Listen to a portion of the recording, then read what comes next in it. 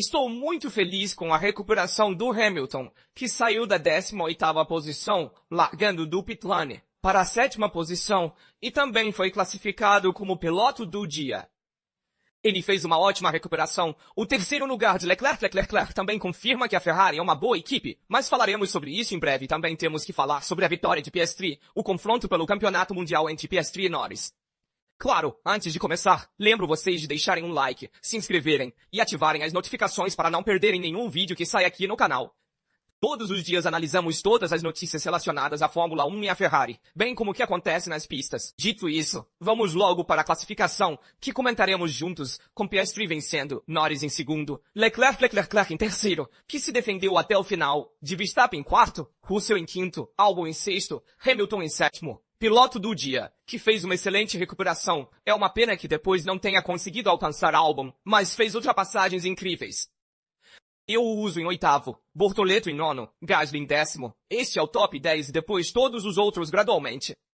Observem, pessoal, a diferença final entre Piastri e Norris. 3 pontos e 4 segundos. 3 segundos e 4. É uma diferença um pouco grande. Do meu ponto de vista, tendo o mesmo carro, tendo Norris cometido tantos erros na corrida, isso mostra que Piastri, neste momento, está mais preparado para vencer o campeonato mundial, para lutar lá. Norris vem cometendo muitos erros já há algum tempo. Às vezes, eles são mascarados por performances um pouco mais decepcionantes que as de Piastri, mas os erros de Norris são evidentes. Mesmo hoje, ele foi longe em várias curvas. Ele cometeu erros em pole. Ele também cometeu erros na curva 1 insurgente, em Source. E ele cometeu esses erros. Obviamente, o complicado pit-stop, um pouco mais lento, também o penalizou. E então eles também escolheram um pneu diferente. Vimos que o Piastri escolheu o pneu médio, enquanto Norris escolheu o pneu duro, com o Piastri, que corretamente parou primeiro porque ele estava liderando a corrida. E depois o Norris, que parou depois, escolheu um pneu diferente, o duro, que, no entanto, nessa corrida aqui o duro não teve um bom desempenho. Na verdade, se você ver, ele foi o único a escolhê-lo para fazer algo diferente, mas o médio foi o pneu de corrida, também porque as condições da pista previam uma pista muito fria, com temperaturas baixas, já que era uma pista de secagem. E, portanto, um pneu que te dá mais aderência é melhor. Você pode usá-lo mais a seu favor. E eu também quero, antes de comentar a situação do Hamilton, e também vamos olhar o replay de algumas das ultrapassagens que ele fez, eu também quero comentar sobre o Leclerc. Porque o Leclerc terminou em terceiro, ele segurou o Verstappen até o final, e ele fez uma ótima corrida na minha opinião. Na verdade, o Leclerc tirou o máximo do carro. E mais do que isso, na minha opinião, não poderia ter sido feito, no sentido de que a McLaren estava inalcançável. Só se defender do Max foi algo sensacional. No sentido de que o Max teve ritmo para tentar lutar pelo pódio. Eu disse ontem e mostrei hoje também, mas o Charles, apesar de ter um carro menos potente, e isso ficou especialmente evidente na primeira parte da corrida em condições molhadas com a pista intermediária, vimos um Charles que estava com um pouco mais de dificuldade, que se defendeu especialmente graças à sua velocidade máxima, mas nas curvas lentas no ponto de ônibus, por exemplo, ele lutou mais, e apesar disso ele conseguiu trazer para casa um pódio muito importante para a Ferrari, porque ele mesmo declarou que essas atualizações funcionaram. A atualização da suspensão traseira deu os resultados que a Ferrari esperava, e por isso ele está muito feliz com isso. Também vou deixar você ler a declaração dele depois da corrida. A pressão na batalha com Max é muito alta, e em certo ponto eu disse a Brian Bose, que é seu engenheiro de corrida, para me deixar em paz, me deixar dirigir. Então às vezes obviamente preciso que ele me dê informações, mas hoje eu não precisei disso referindo-se a Brian Bose. Isso também é um pouco uma referência a Kimi Raikkonen, no sentido de que foi um momento agitado onde Leclerc queria lutar apenas por aquele pódio e não pensar em mais nada. E então ele precisava ser deixado em paz. E por isso ele pediu a Brian Bose para não falar, para deixá-lo em paz naquele momento. Então muita coisa. Ótimo pódio de Leclerc. Nos mostra, como dito antes, um bom desempenho da Ferrari com nossa suspensão traseira. Objetivamente a Ferrari foi o segundo carro hoje. Se também olharmos para Mercedes e Red Bull, que sim, mostraram alguns lampejos de competitividade, mas a Ferrari foi mais forte. Vimos ambas com menos carro potente, o de Leclerc, e também com carro ainda mais potente, o de Hamilton. Aliás, também falamos um pouco sobre Lewis, antes de ouvir os vários rádios da equipe, e porque Lewis fez uma escolha muito interessante no início da corrida.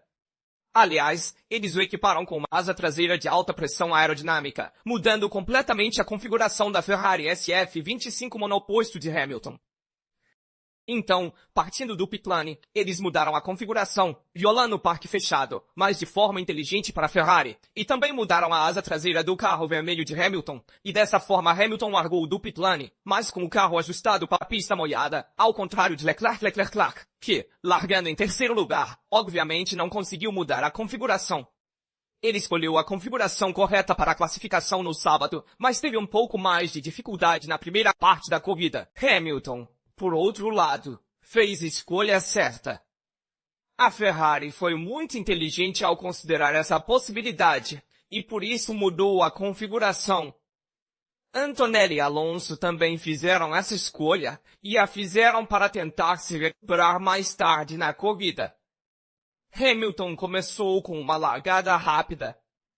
De fato, quando eles começaram a corrida com uma largada rolante, ou seja, não uma largada parada, mas atrás do safety car, na relargada Hamilton foi imediatamente capaz de atacar vários pilotos, ultrapassando 2 ou 3 pilotos por volta, ou seja, bastante. A configuração permitiu que ele fizesse isso.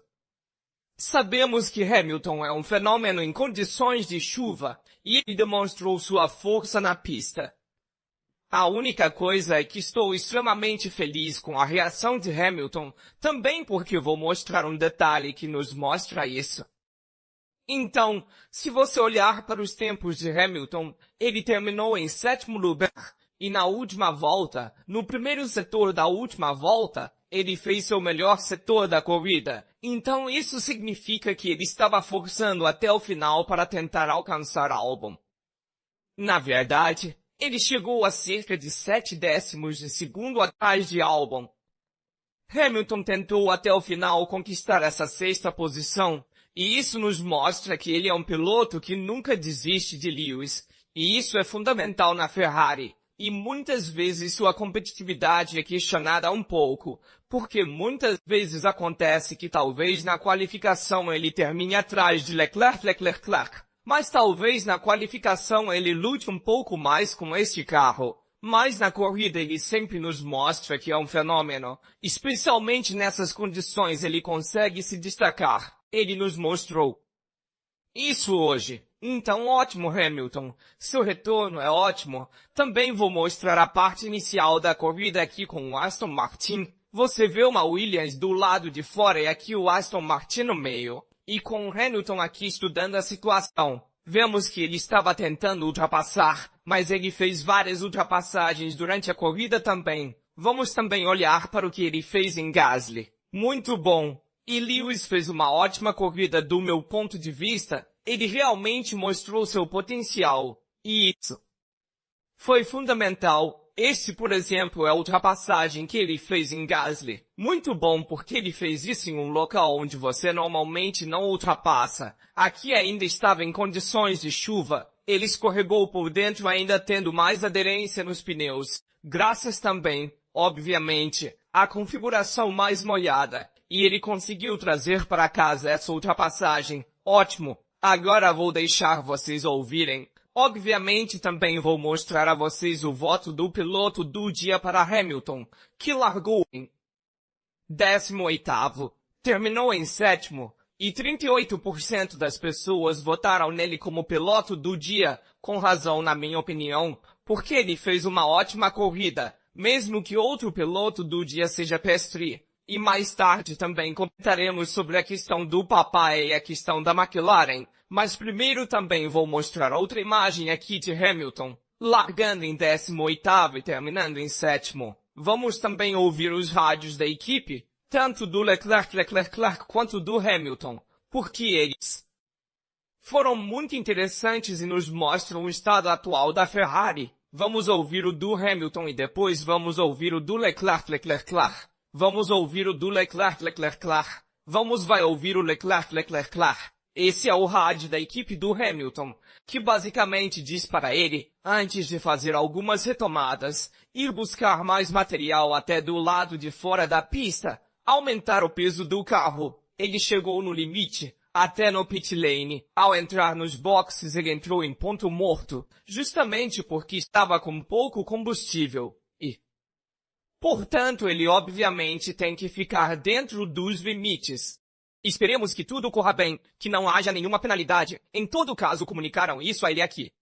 Além disso, Hamilton pediu desculpas pelo fim de semana seguinte, o que significa que foi culpa dele largar em 18º. E temos que dizer isso, porque, na classificação, tanto na sexta quanto no sábado, tanto na classificação sprint quanto na classificação para a corrida, que, no entanto, foi no sábado, ele teve um desempenho um pouco ruim, no sentido de que você não pode acabar em uma situação ruim com esta Ferrari aqui, mesmo com as atualizações trazidas, vendo seu companheiro de equipe largar em terceiro lugar. Então, definitivamente, temos que dizer que Hamilton cometeu um erro, e ele mesmo admitiu, mas, na corrida, ele fez uma ótima corrida, e isso foi muito importante, dar essa reação, esse sinal para a Ferrari de que ele está lá, independentemente, mesmo quando situações negativas acontecem conosco, ele não desiste. Hamilton deu tudo até o final e isso foi fundamental.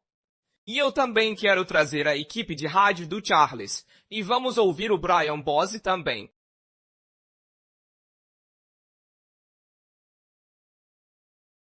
Obrigado.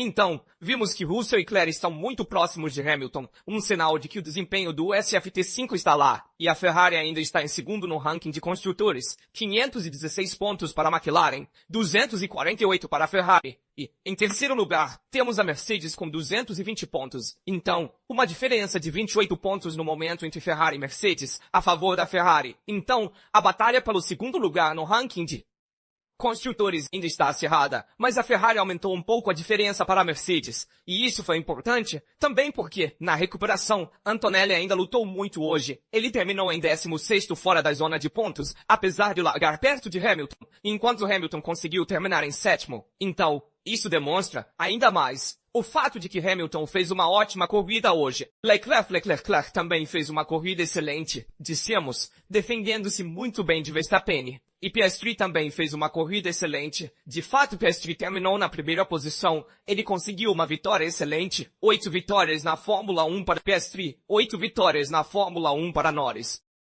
Vamos considerar o fato de que Norris está correndo na Fórmula 1 desde 2019. Então há muito mais anos do que Piastri, que está correndo na Fórmula 1 há alguns anos. Não muitos. Então isso fez uma grande diferença. E isso certamente também é importante considerar de uma perspectiva de campeonato. Porque essas 8 vitórias Piastri significam muito. Ele conquistou isso recentemente. Até o ano passado ele era considerado, se você quiser, o segundo piloto da McLaren. Este ano, em vez disso, ele é quase o primeiro piloto que carrega o show, se você quiser. E em vez disso, do outro lado, temos um Norris que comete erros. Ele luta mais. Dissemos os erros na pista, tanto quando ele estava se recuperando em Poole, quanto na fonte. Também nos boxes, muitos erros cometidos. O único sinal positivo que Norris teve foi na qualificação de ontem, onde ele conquistou a pole position. Para o resto, até hoje, o erro na largada é um erro inconcebível. Vamos olhar juntos para o momento da largada. Por quê?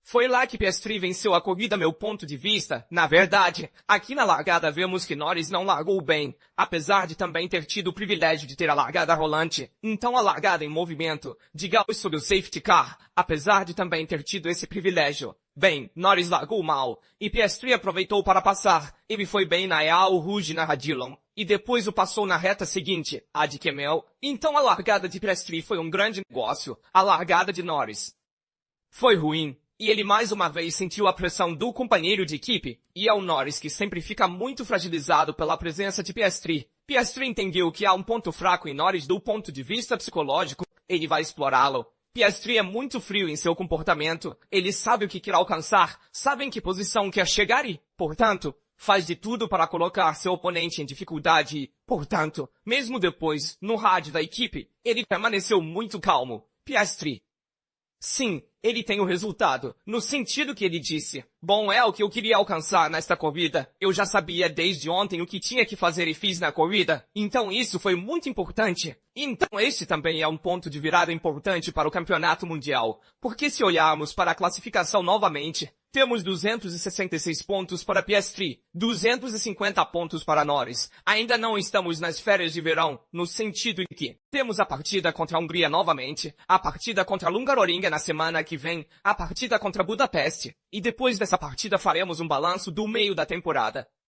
Mas agora, com uma diferença de 16 pontos entre Piastri e Norris, a diferença está começando a aumentar a favor de Piastri, então preste atenção nisso também.